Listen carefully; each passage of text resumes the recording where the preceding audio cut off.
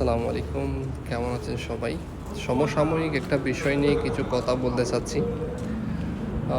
যে কাতার বা জিসিসির মধ্যে যেসব ক্রাইসিস চলতেছে, সেই ক্রাইসিসের মধ্যে অবশ্যই এখন আমাদের গুরুত্বপূর্ণ একটা ভূমিকা পালন করতে হবে, যে নিজেকে নিরাপদ স্থানে নিরাপদভাবে রাখা এবং সাথে লোকাল যে আইন কানুন আছে, রেগুলেশন আছে, এগুলো কমপ্লাই করা।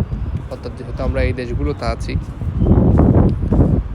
কাতার, আরব আমিরাত সহ সকল দেশে রুলস অ্যান্ড রেগুলেশনগুলোকে মেনে চলা, কমপ্লাই করা, এটা আমাদের গুরুত্বপূর্ণ দায়িত্ব। তাদের যে নিরাপত্তার জন্য যেসব অ্যালার্ট দেওয়া হচ্ছে সেগুলো মেনটেন করা, এবং বাইরে পড়ে থাকা বিভিন্ন ধরনের ড্রোনের ধ্বংসাবশেষ বিভিন্ন কিছু নিয়ে কোনো ধরনের হাসি তামাশা বা ভিডিও ছবি এগুলো পোস্ট না করতে অনুরোধ জানানো হয়েছে বারবার বাংলাদেশের হাই কমিশন থেকে।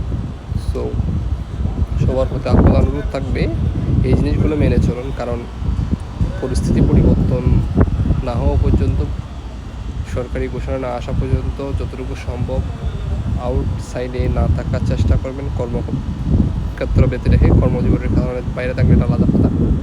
অতি উৎসাহী হয়ে কোনো ভিডিও বা কোনো ধরনের কিছু না দেওয়ার জন্য অনুরোধ জানানো হচ্ছে।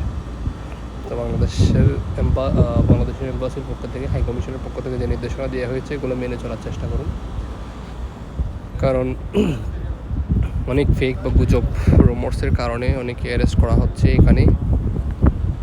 So please be careful and be safe.